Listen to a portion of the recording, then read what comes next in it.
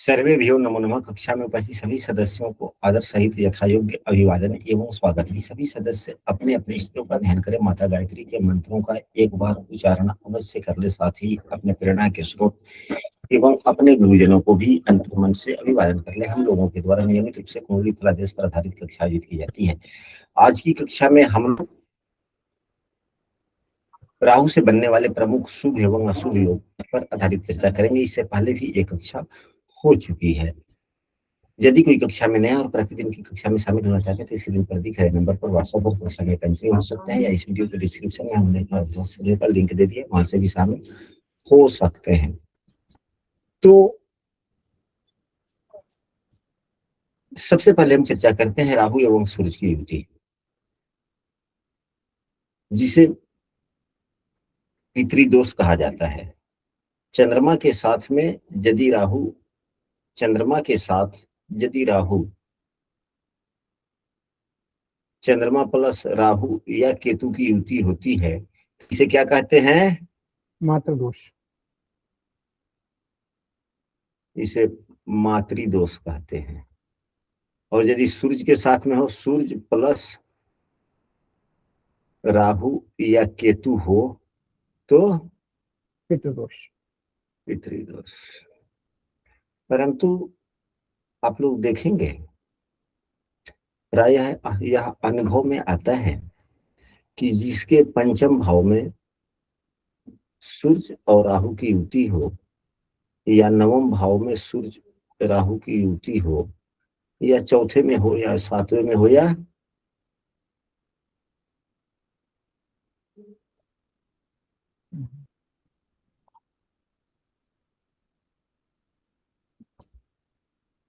अगर त्रिकोण में होता है तो ज्यादा शुभ फल देता है, मतलब उतना नुकसान नहीं देता।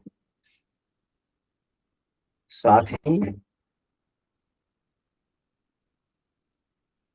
11वें भाव में भी यदि सूर्य राहु, यह केंद्र भाव में समयानुसार अच्छे एवं बुरे फल भी देते हैं, परंतु 11वें भाव में राहु सूर्य की युति, दूसरे भाव में राहु सूर्य की युति, 11वां भाव, दूसरा भाव, 5वां एवं 9वां भाव, साथ में सूर्य राहु की युति अगर 8वें भाव में भी होता है तो यह सामान्यतः उतना नुकसान नहीं करता, समृद्धि में सहायक ही हो जाता है। समृद्धि में सहायक हो जाता है।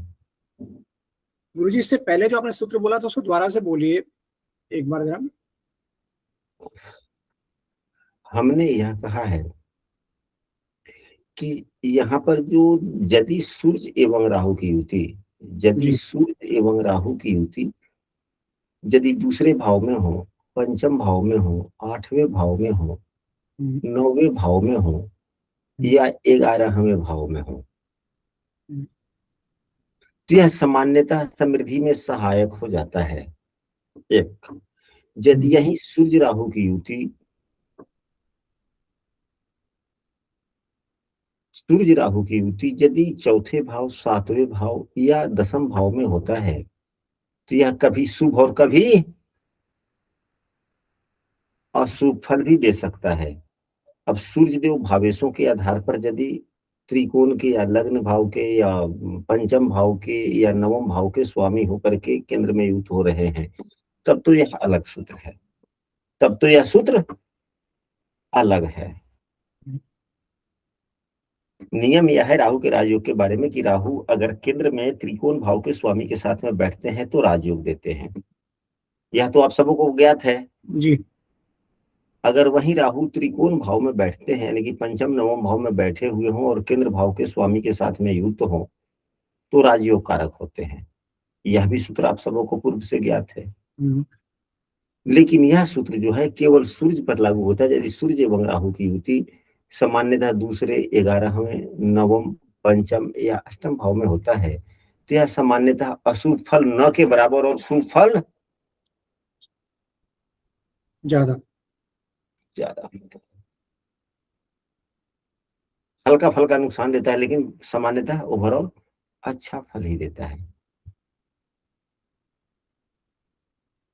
इसके बाद में अगले सूत्र पर हम लोग चलते हैं, जो सामान्यतः हम लोगों ने पूर्व से अध्ययन किया है, उन्हीं सूत्रों की हम पुनरावृत्ति कर रहे हैं कि राहु कभी भी किसी भी राजयोग कारक ग्रह के साथ में युक्त होता है तो अच्छा फल देता है। राहु किसी भी राजयोग कारक ग्रह के साथ में होता है और शुभ भाव में हो। शुभ भाव का मतलब केंद्र या त्रिकोण में योग कारक ग्रह के साथ में हो तो शुभ फल देता है। तो योग कारक ग्रह का मतलब यह हो गया कि वह केंद्र भाव का भी ग्रह है, स्वामी है, और त्रिकोण भाव का भी स्वामी है, दोनों ही भाव का स्वामी है। तो यदि केंद्र भाव का स्वामी है तो त्रिकोण में बैठा तो भी लाभ, त्रिकोण जी भाव का हुआ तो ग्रह त्रिकोण भाव का भी स्वामी है, केंद्र भाव में बैठा तब भी लाभ। तो एक ही सूत्र के दो कायदे से हम लोग अच्छा। उसी की प्रतिरूप मान सकते हैं। हम्म, सामान्यतः शनि के साथ में राहु की युति अच्छी नहीं मानी जाती। सामान्यतः शनि के साथ में राहु की युति अच्छी नहीं मानी जाती। राहु के भी अपने कुछ निजी गुण धर्म है, राहु के भी अपने कुछ निजी गुण धर्म है, और ग्रहगणों के भी कुछ निजी गुण धर्म है। गुरुजी यदि शनि योग कारक हो तो तब तो फिर यह विशेष सूत्र हो गया ना। जी यह सूत्र तुला लग्न पर और वृषभ लग्न पर भी लागू होता है, लेकिन वह अलग स्थितियों में। हम आपने यह जो प्रश्न किया उचित ही किया, इस प्रश्न के आलोक में भी हम लोग चर्चा कर लेंगे, अभी ही करेंगे। अन्य ग्रह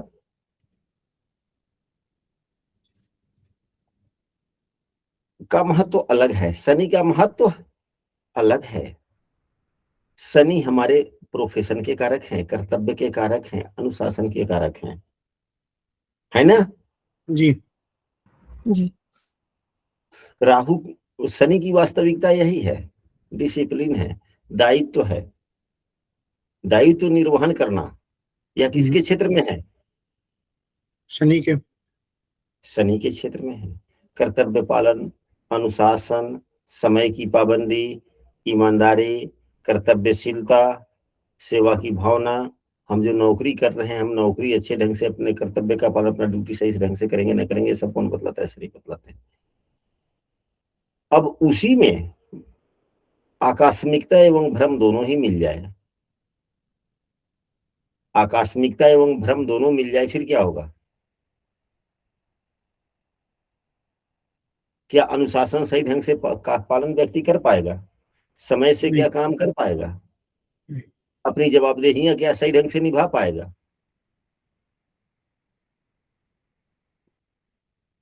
क्योंकि राहु का भी तो प्रभाव शनि पर पड़ा ना। जी तो हमारा व्यक्तित्व का निखार कहां से होता है? आप कहेंगे कि ज्ञान से, तो ज्ञान तो गुरुदेव है। तो बहुत से ऐसे व्यक्ति हैं जो ज्ञानवान नहीं है, लेकिन फिर भी उसका व्यक्तित्व बहुत अच्छा है ना। व्यक्तित्व को सबसे ज्यादा प्रभावित कौन सा चीज करता है? कर्तव्य करता है, काम करता है, सेवावृत्ति करता है, अनुशासन करता है, कि ज्ञान करता है? अनुशासन, सेवा, दायित्व। ये सभी चीजें तो शनि के अधीन है ना। जी और इसी में भ्रमित स्थिति आ जाए तो सब गड़बड़ होगा कि सब सही रहेगा? गड़बड़। तो अब किसी भी ग्रहों के साथ में शनि की युति होती है तो सामान्यतः तो स्थिति के आधार पर कुछ अच्छे बुरे फल मिलते ही मिलते हैं। लेकिन शनि के साथ हो जाने से कर्तव्यशीलता, ईमानदारी या वक्त की पाबंदी इत्यादि में व्यक्ति भ्रम में पड़ जाता है, सही ढंग से उसका अनुपालन नहीं कर पाता, जिससे सबसे ज्यादा समस्या आती है। यह एक छोटा शनि, सा हाँ जी बोलिए, बोला जाए। कि राहु शनि की तरह काम करता है, शनि के साथ होते हैं तो, और शनि का ही गुण धर्म अपना लेते हैं, तो क्या शनि का व्यवहार में ज्यादा नहीं बढ़ा देगा व्यवहार को? नहीं, कैसे बढ़ा देगा? शनि का अपना निजी गुण धर्म है, राहु का अपना निजी गुण धर्म है। शनि कर्तव्य के कारक हैं, तो शनि के तो गुणों का अवशोषण राहु कर लिया। तो गुणों जी को राहु जब अवशोषण कर लिया तो राहु अपना भी गुण भी तो समावेशित करेगा, दोनों को मिला करके देगा। तो शनि के गुण को अवशोषित करके और उसको और ज्यादा नहीं फैलाएगा, या फिर इस तरीके नहीं से? नहीं, ठीक है ठीक है। तो उसमें राहु अपना भी तो गुण लगा देगा ना। जी हाँ। तो राहु का तो वास्तविक गुण है अचानक और भ्रम भी। जी तो फिर जी। अच्छा। अब उदाहरण स्वरूप आप ही हैं, हमारे स्टेटमेंट को, हमारी वाणी को आप सुन रहे हैं, बड़े ध्यान से सुन रहे हैं, ठीक है। जी लेकिन हमारी ही बातों को आपने सुना, बड़े ध्यान से सुना, और हूबहू बातों को क्या कर सकते हैं, बोल सकते हैं आप? नहीं, मेरा स्टेटमेंट अलग, थोड़ा सा बोलने का तरीका अलग हो जाएगा, हूबहू नहीं बोल पाएंगे। कुछ ना कुछ आपके पास में जो ज्ञान है उसका भी तो समावेश उसमें हो जाएगा ना। जी हाँ। जी जी, अब समझ में आ गया जी। तो वही राहु है।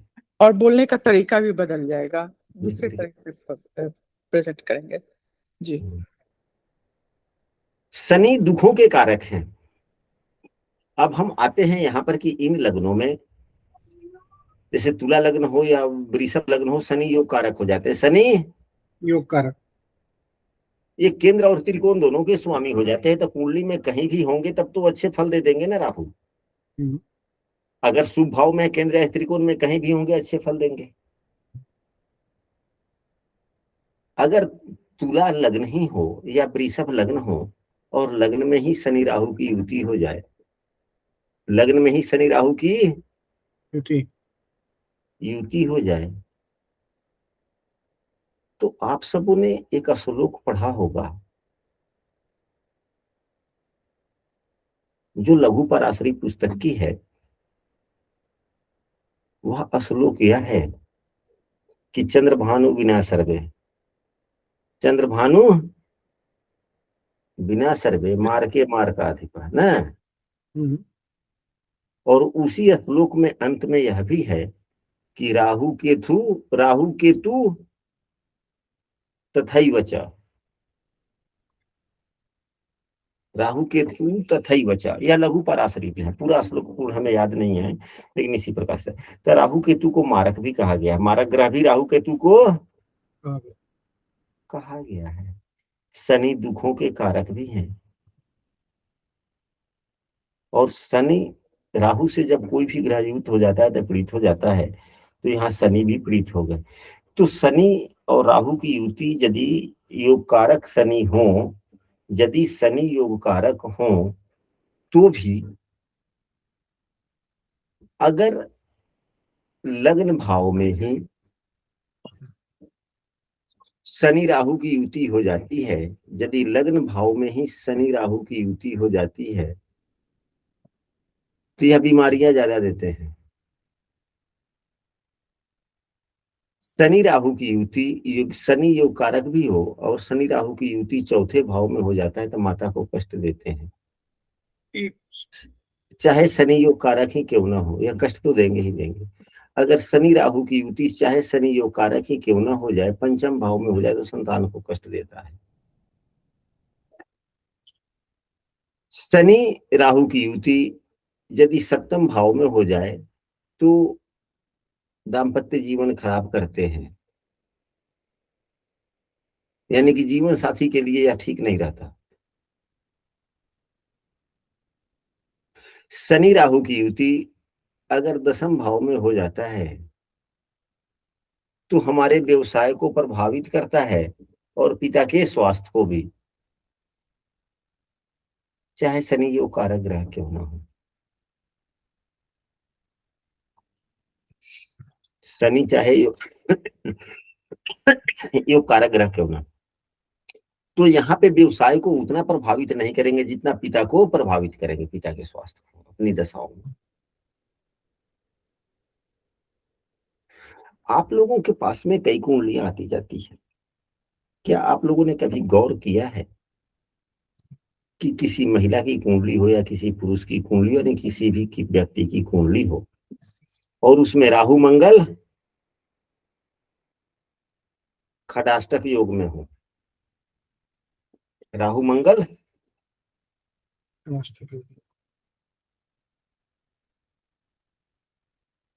और अंशात्मक मान में ज्यादा अंतर न हो। और मान लीजिए कि मंगल 5 अंशों का है, राहु 25 अंशों का है, तो खटाष्टक योग थोड़े माना जाएगा कि खटाष्टक योग माना जाएगा। अगर मंगल यहीं पे 5 अंश का नहीं हो माना जाएगा। और राहु यहाँ पर 25 अंश का हो, तो क्या यह खटाष्टक योग हुआ? नहीं। ये तो अब मंगल यहाँ 5 अंश पर ही खटाष्टक बनाएगा ना।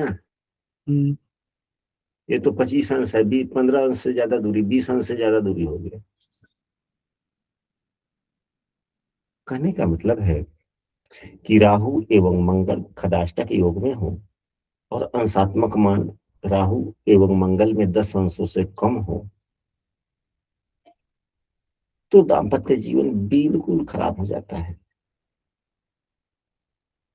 अगर दाम्पत्य जीवन अच्छा चल रहा भी है, ठीक है, किसी कारण बस अगर शुभ ग्रहों की स्थिति सप्तम भाव, सप्तमेश इत्यादि पर है, भाव शुभ प्रभावित है, सब कुछ ठीक ठाक है, फिर भी दाम्पत्य जीवन का सुख नहीं मिलता। चाहे स्थितियां बीमारी के कारण हो, चाहे कुंडली में कुछ एकाध शुभ योग बन जाए तो दूरियां हमेशा के लिए समाप्त हो जाए, बोले हमेशा के लिए बढ़ जाए। हमेशा के लिए दूरियां बढ़ जाना मतलब क्या हुआ? तलाक। क्या? अगर हमेशा की दूरियां बढ़ जाएंगी तो मुझे एक तरीके से तलाक ही हो डिवोर्स हो गया। जाएगा। आप लोग बड़ा जल्दी समझ लेते, ठीक है, वह भी हो सकता है। या एक दूसरे की, एक दूसरे में से किसी की मृत्यु। मृत्यु भी हो सके।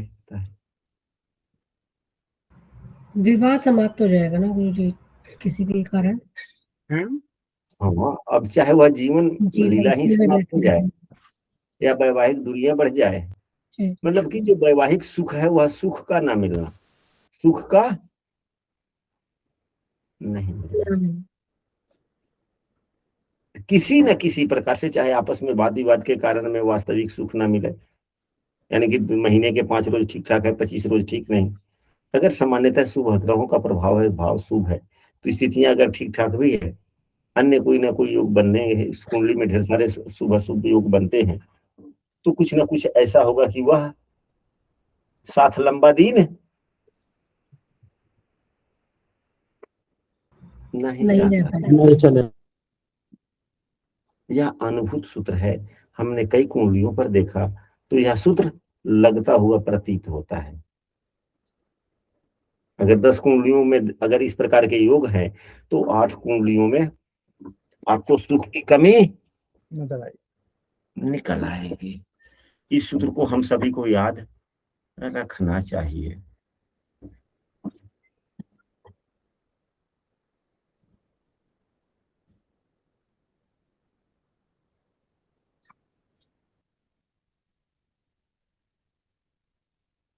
मीन लग्न हो या वृश्चिक लग्न,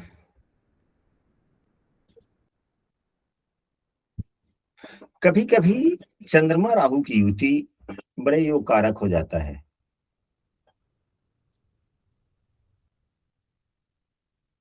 मातृ दोष भी कभी कभी लाभप्रद हो जाता है।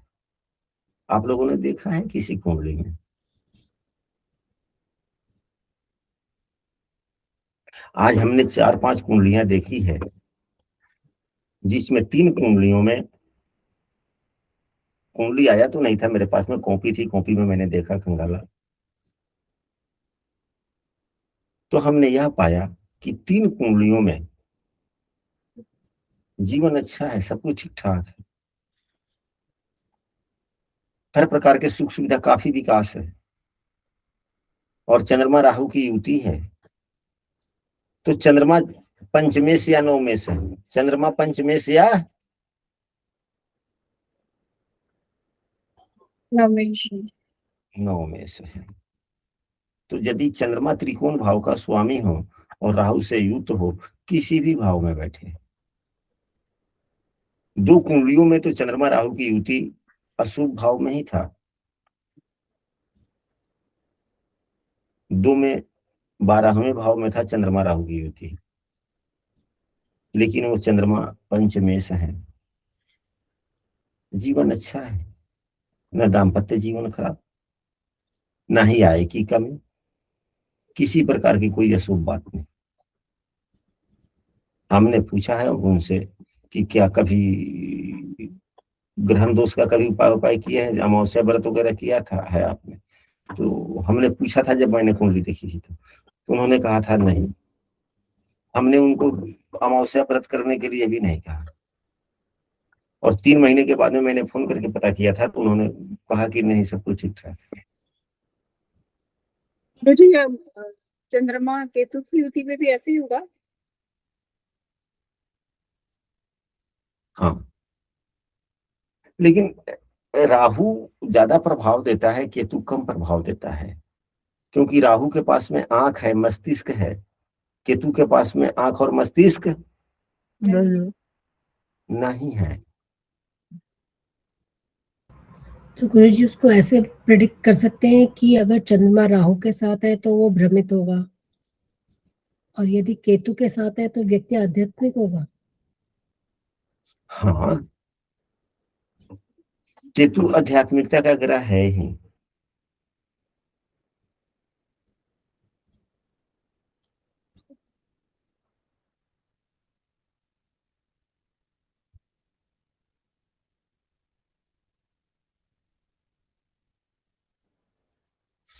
क्या किसी व्यक्ति के कुंडली में दाम्पत्य सुख हानि में राहु का भी बड़ा योगदान होता है? क्या किसी की कुंडली में आप लोगों ने अष्टम भाव का राहु देखा है? अष्टम भाव में यदि राहु हो, एक मिनट जरा मिलाते हैं।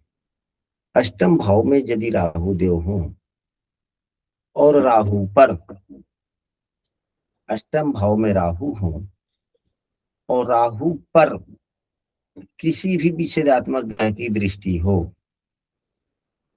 अष्टम भाव में राहु हो और किसी भी विच्छेदात्मक ग्रह से दृष्ट हो,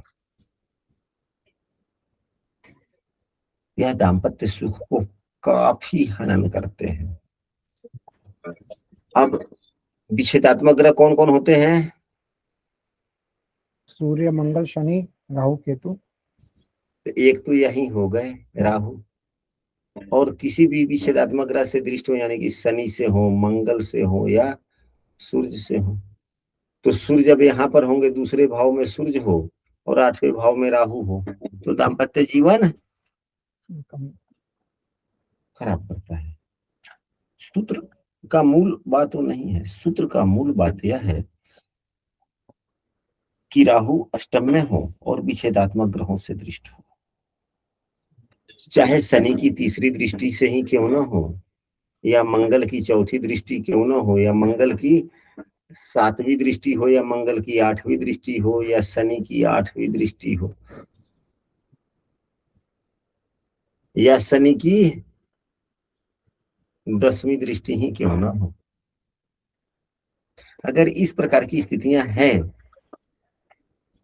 तो 3 में एक चीज तो अवश्य देखने को मिलती है।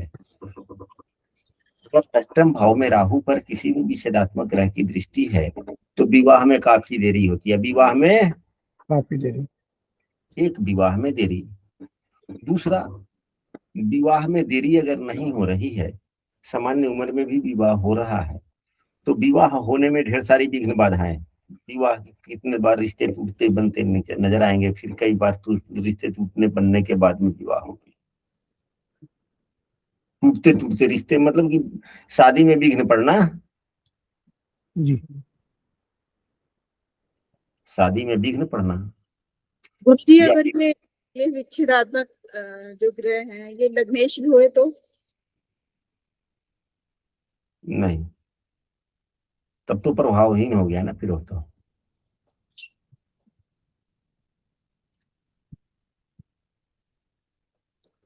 हाँ, विवाह के बाद में खराब हो सकता है, विवाह में विघ्न डाल सकता है, विवाह में विघ्न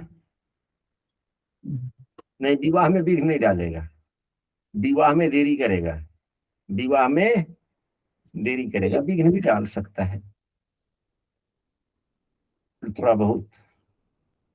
हाँ, यह हो सकता है कि विवाह के बाद दंपति में से किसी एक का मृत्यु भी हो सकता है, चाहे स्वयं का, चाहे स्वयं का हो जाएगा। स्वयं का या जीवन साथी का, किसी का भी। अब तो पूरी कुंडली पर पता चलेगा देखने पर कि किसकी मृत्यु हो सकती है। लेकिन मृत्यु का फलादेश कभी नहीं करना चाहिए, मृत्यु का फलादेश नहीं करना चाहिए कभी। कभी भूल कर भी नहीं करना चाहिए।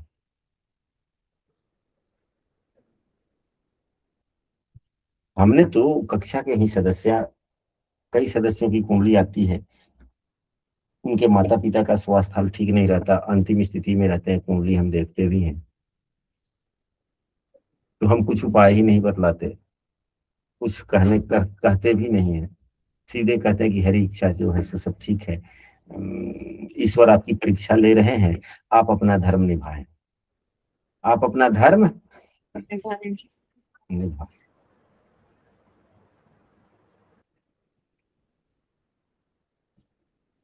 कक्षा की ही बात है, कक्षा की ही एक सदस्य की सासू माँ का तबीयत काफी खराब था, उनकी कुंडली भी क्लास में लगी थी, सभी कुछ हुआ, हम सब कुंडलियों पर कभी हम अपने ज्ञान के आधार पर उपाय तो बता देते हैं, लेकिन उनके कुंडली पर हमने उपाय ही नहीं बतलाया, कुछ नहीं किया, कुछ कहा ही नहीं।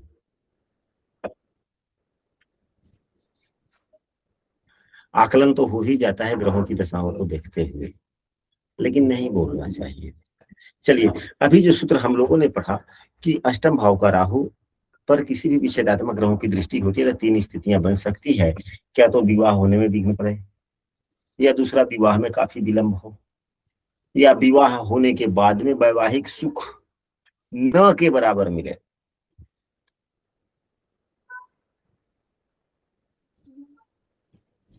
उपाय क्या है?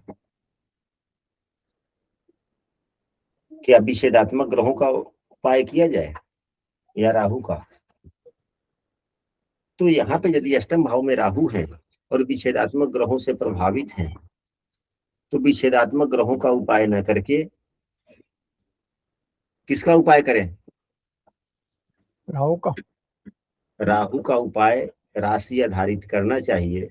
और विषेदात्मक ग्रहों में जो भी हो, अगर शनि है तो शनि किस प्रकार कर्तव्यों से प्रसन्न होंगे उसका उपयोग करें, यानी कि अपनी कर्तव्यशीलता, अपनी ईमानदारी, अपनी वक्त की पाबंदी इत्यादि का ख्याल रखें, चाहे शनि किसी भी भाव में क्यों ना हो, अपने कर्तव्य की प्राथमिकता ज्यादा दें, ये छोड़ दें कि यह सामने वाला क्या कह रहा है, यदि शनि से दृष्टि है तो। मंगल भी है तो मंगल के कारकत्वों का सहारा ज्यादा लें, शुभ मंगल का जो कारकत्व है उसका सहारा ज्यादा लें। अगर सूर्य देव के द्वारा अगर पीड़ित हो रहे देखे जा रहे हैं तो सूर्य देव का जो शुभ कारकत्व है उसको जीवन में बढ़ावा दें। और उपाय, पूजा पाठ तंत्र मंत्र इत्यादि कुछ करना है तो राहु का करें।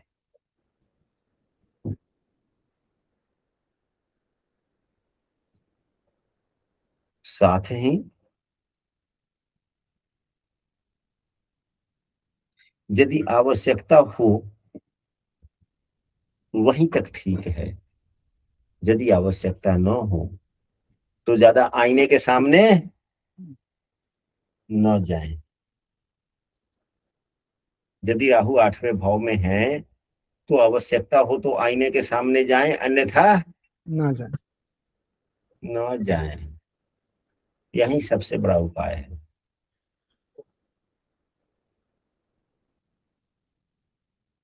इसी आईने के सामने जाना और न जाना, इसमें ढेर सारी बातें हो सकती है, कहा जा सकता है, लेकिन उतनी बातें उतना ठीक नहीं है। आईने के सामने व्यक्ति कब जाता है? आईने के सामने व्यक्ति कब जाता है? सजने समझने या आप? हाँ जी, हाँ जी, वही बात है। हम्म, तो यह भी तो कहा जा सकता है कि ज्यादा सजने समझने की बात नहीं है, जी लेकिन यह बातें उचित नहीं होगी, यह बातें उचित नहीं है। नहीं है। उचित यह है कि आईने के सामने यदि आवश्यकता न हो तो न जाए, अत्यधिक आईने का इस्तेमाल ना कर।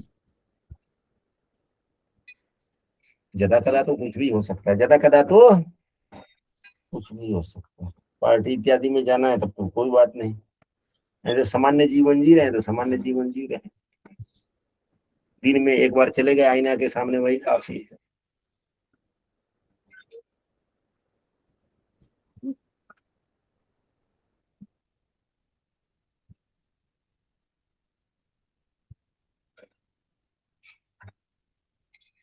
कुंडली मांगलिक होती है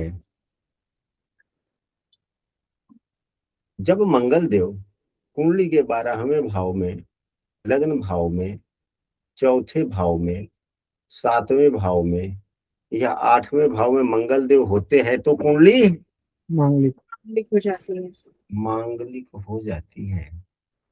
परंतु मांगलिक कुंडली के परिहार भी है, मांगलिक कुंडली के काफी परिहार भी। परिहार भी है। परंतु अगर कुंडली मांगलिक हो रहा हो, अष्टम भाव में मंगल एवं केतु हो, अष्टम भाव में मंगल एवं केतु केतु हो, तो यह परिहार उतना लागू नहीं।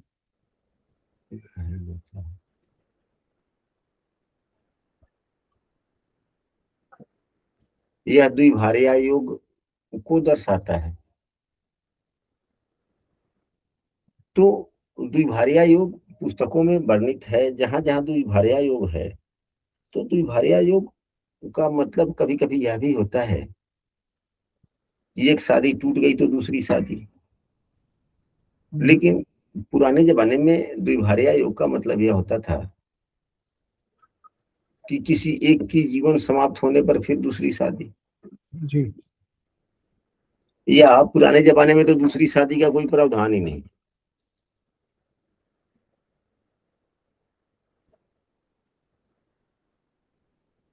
अगर मंगल केतु है 8वें भाव में तो यह सबसे अधिक खराब है दाम्पत्य जीवन के लिए।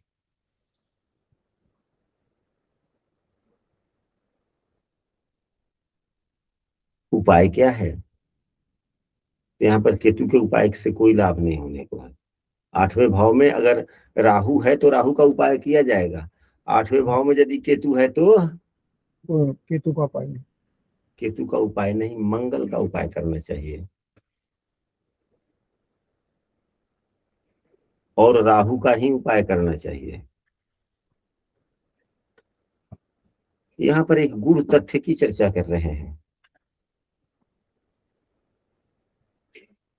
हमारे गुरुजन कहा करते थे कि किसी के भी विवाह में, दाम्पत्य जीवन में समस्याएं आ रही हो तो केवल सप्तम भाव को नहीं देखो, सप्तम भाव को भी शुभ करने का प्रयास करो एवं दूसरे भाव को भी शुभ करने का प्रयास करो। सप्तम भाव को शुभ करने से ज्यादा लाभ दूसरे भाव के शुभ करने से होता है, ऐसा गुरुजनों का कहना है।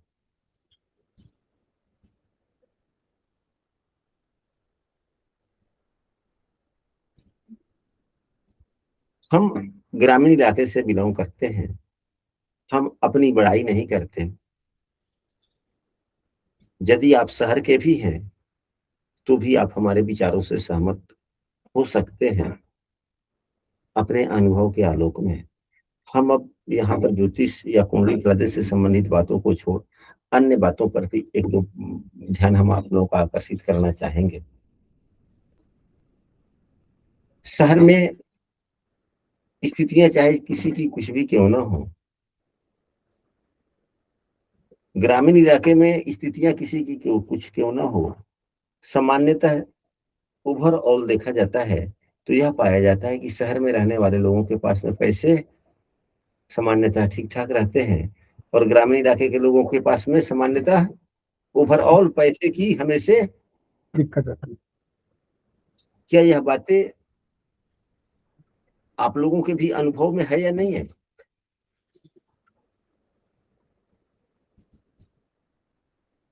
जी। ऑन एवरेज देहात के लोगों के पास में पैसे की कमी रहती है, शहर के लोगों के पास में पैसे की बहुतायत रहती है। ऑन एवरेज अपवाद तो हर जगह है, अपवाद तो हर जगह। शहर में भी बहुत से ऐसे व्यक्ति हैं जिनके पास में पैसे की बड़ी किल्लत है, और गांव में भी कुछ लोग ऐसे हैं जिनके पास में पैसे की किसी भी प्रकार की कोई कमी नहीं है। नहीं। आप लोगों ने भी देखा होगा कि शहर में मिस्त्री नहीं रहते, कारीगर नहीं मिलते, शहर में फीटर होते हैं, शहर में फीटर होते हैं और ग्रामीण इलाके में कारीगर होते हैं। आप बाइक से ही चल रहे हैं, साइकिल से चल रहे हैं, शहर में अगर आप हैं, कोई साइकिल का पार्ट या मोटरसाइकिल का पार्ट अगर खराब हो रहा है, थोड़ा सा डैमेज हो रहा है, तो शहर के मिस्त्री क्या करेंगे? कहेंगे पार्ट बदल दीजिए, पार्ट बदल दीजिए। तो फिर कारीगर भाई किस चीज का हुआ? पार्ट बदलना है तो नट खोलेंगे, दूसरा नया पार्ट लगा देंगे, तब तो भाई एक सामान हटाए दूसरा सामान लगा दिए, फिर वो क्या हो गया? फीटर हो गए।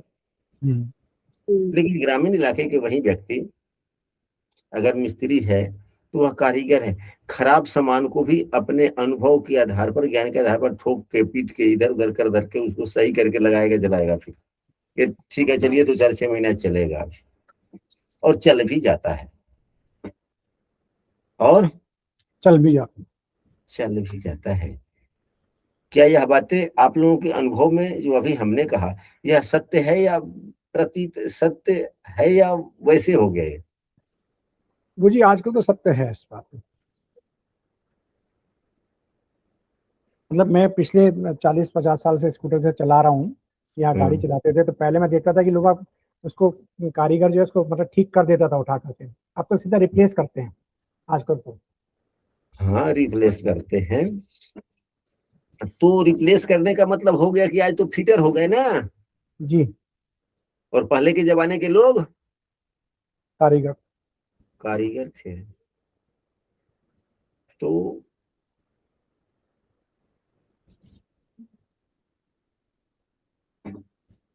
उपाय क्या है? रिपेयरिंग है, उपाय क्या है? रिपेयरिंग है।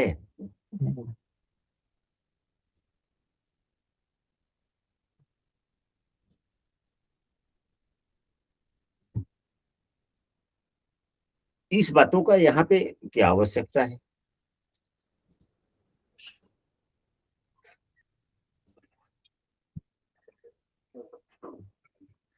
जैसे अभी हमने कहा कि 8वें भाव में मंगल केतु की युति दाम्पत्य जीवन के लिए अच्छा नहीं है, तो क्या उपाय होगा? तो हम सबों को फीटर नहीं बनना, हम सबों को कारीगर बनना है, यानी कि उपाय का चिंतन मनन अवश्य करना चाहिए। यदि उपाय हम सबों को करने का आपके पास में कोई कुंडली लेकर आता है तो उपाय के लिए आता है, न कि समस्या पूछने आता है। तो अष्टम भाव के राहु का जिस प्रकार हम लोगों ने उपाय बताया था कि अष्टम भाव के राहु का उपाय किया जाए, न कि जो पापग्रह जो विच्छेदात्मक ग्रह देख रहे हैं उसका उपाय किया जाना चाहिए। लेकिन यहाँ पे यदि मंगल केतु की युति हो जाए तो केतु का उपाय नहीं करके मंगल का उपाय करना चाहिए। और हमने यह भी कहा है कि हमारे गुरुजन ये कहते हैं कि सप्तम भाव भी खराब हो, दाम्पत्य जीवन खराब हो, तो 7वां भाव एवं दूसरा भाव दोनों ही देखें। सप्तम भाव भले ही शुभ हो ना हो, लेकिन उपायों के दरमियान दूसरे भाव को शुभ जरूर बनाने का प्रयास करें। यह है रिपेयरिंग। यह क्या है? रिपेयरिंग है, कारीगरी यही है। हमें 7वें भाव को शुभता बनाने की तो आवश्यकता है ही, लेकिन ज्यादा जरूरी दूसरे भाव का है। क्यों? अब बीमारी 7वें भाव में है, उपाय दूसरे भाव का क्यों करेंगे? कुटुंब का भाव गुरु जी। तो ये हमारे स्वजनों का भाव है। यह क्या है? स्वजनों का भाव। स्वजनों का भाव है। अगर दूसरा भाव शुभ हम करेंगे तो हम स्वयं स्वजनों का बात मानेंगे। अगर दूसरा भाव को में अगर हम शुभता बढ़ाएंगे तो स्वजनों की बात तो माननी पड़ेगी ना। जी तो स्वजन में तो कोई भी स्वजन तो हमारे वैसे नहीं होंगे कि भाई शादी कर लिए तो छोड़ दो। वो तो समझाएंगे ही। जी समझाएंगे कि नहीं समझाएंगे? हम्म, तो फिर मजबूरी बस रिश्तों को चलाना पड़ेगा ना। हम्म, अब कुछ दिन मजबूरी में चलाएंगे, धीरे धीरे आदत हो जाएगी, फिर दाम्पत्य जीवन ठीक ठाक होगा। लेकिन अगर दूसरा भाव भी पीड़ित हो, सातवां भाव भी पीड़ित हो, तो पहले दूसरे भाव का देखें कि दूसरे भाव को शुभ जरूर करें, उनके शुभता के उल्लेख के लिए उपाय जरूर करें। और यदि नहीं दूसरा भाव भी खराब है, सातवां भाव भी खराब है, तो केवल सातवें भाव के उपाय करने से कोई लाभ नहीं होगा। नहीं होगा। क्योंकि विवाह की आयु 8वें दूसरे भाव से ही देखी जाती है। और दूसरा भाव खराब तो हमारे स्वजन हमारे शादी को बचाने के लिए, दाम्पत्य जीवन को बचाने के लिए हमें नहीं समझाएंगे, वो चुपचाप रहेंगे। या हमारे मन में अगर किसी भी प्रकार के अपने जीवन, दाम्पत्य जीवन के प्रति या जीवन साथी के प्रति अगर मन में कुछ प्रकार का अवधारणा बैठ रहा है, तो उसी का सपोर्ट कर देंगे। फिर वो हमारे अभिभावकगण भी, हमारे स्वजन भी अगर पाप प्रभावित है तो सपोर्ट कर देंगे ना। जी अगर सुप्रभावित होंगे तो फिर क्या करेंगे? समझाएंगे। समझाएंगे। तो समझाएंगे तो हम बात को भी मानेंगे। तो धीरे धीरे कुछ दिन अगर अच्छी स्थिति नहीं रही, तो बाद में धीरे धीरे अच्छा स्थिति हो जाएगा कि नहीं हो जाएगा? जी हो जाएगा। अगर दूसरा भाव को शुभ करते हैं तो दाम्पत्य जीवन अच्छा होने की संभावनाओं में बल मिलता है या नहीं बल मिलता है? जी मिलता है। बल मिलता है। हम सबों को इस बातों का भी ध्यान रखना चाहिए।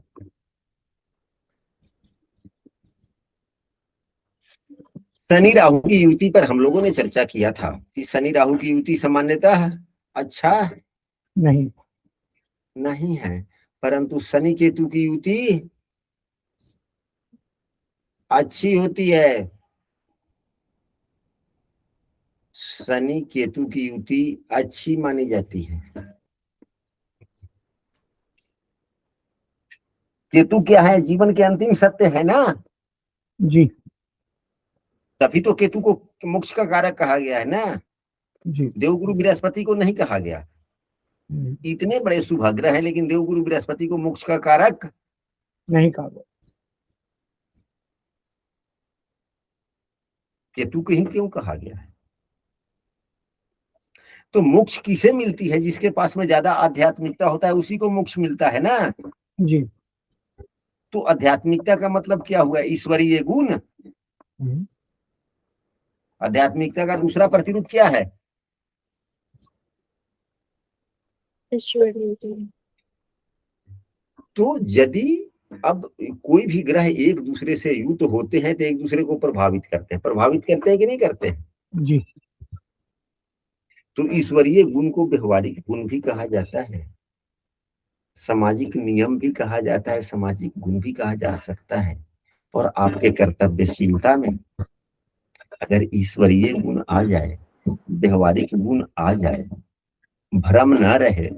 राहु भ्रम देते हैं, केतु भ्रम नहीं देता। केतु के बारे में कहीं भी आप लोगों ने पढ़ा है कि केतु भ्रम देता है? नहीं। और राहु के बारे में हम भ्रमित करते हैं। राहु भ्रमित करते हैं। तो कर्तव्यशीलता में भ्रम भ्रम आ गया, इसलिए खराब। और कर्तव्यशीलता में यदि आध्यात्मिकता आ जाए, ईमानदारी आ जाए, केतु अगर आध्यात्मिकता है तो ईश्वरीय गुण आ गया। तो अगर यदि कर्तव्यशीलता में, व्यवहारिकता में, अगर दायित्व पालन में, क्योंकि शनि दायित्व का निर्वहन भी है, इसमें अगर ईश्वरीय गुण आ जाए तो उसे अच्छा कहेंगे या बुरा कहेंगे? अच्छा कहेंगे गुरुजी। तो हमने यहाँ पर राहु और शनि की युति, शनि एवं केतु की युति की चर्चा कर हम लोगों ने यहाँ पर क्या समझने का प्रयास किया है? आप लोग अपने कुंडली में देखें कि क्या शनि केतु की युति है, या किसी ऐसे मित्र हैं जो जिनके कुंडली में शनि केतु की युति है? गुरुजी प्रणाम। मेरी कुंडली में है, सेकंड हाउस में बैठे हुए हैं शनि केतु।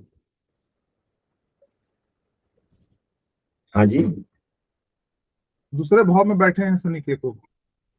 हाँ। तो सामान्यतः जो हमने अभी कहा, शनि केतु या शनि के शुभत्व में वृद्धि करता है, कर्तव्यशीलता में एक आध्यात्मिकता का प्रवेश होता है, यानी दायित्वों के निर्वहन में थोड़ी ईमानदारी को दर्शाता है।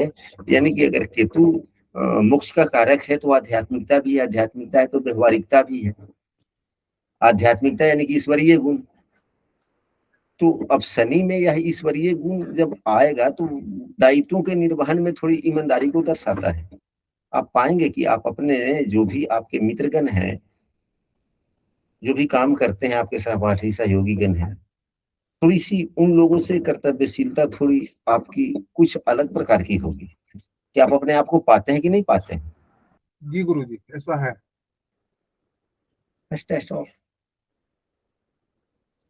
थोड़ी वक्त की पाबंदी पर थोड़ा, भले ही हो पाए ना हो पाए, लेकिन उसके प्रति आप सजग रहते भी हैं। जी गुरु। आप अपने दायित्वों के निर्वहन, भले दायित्वों का निर्वहन हो ना हो अलग बात है, दायित्वों का निर्वहन हो या ना हो यह अलग बात है, लेकिन दायित्वों के निर्वहन करने के लिए आप सजग रहते हैं, सामान्यतः ओवरऑल अन्य सहपाठियों के प्रति। यह शनि केतु की, तो यह शनि केतु की युति का ही तो प्रभाव है।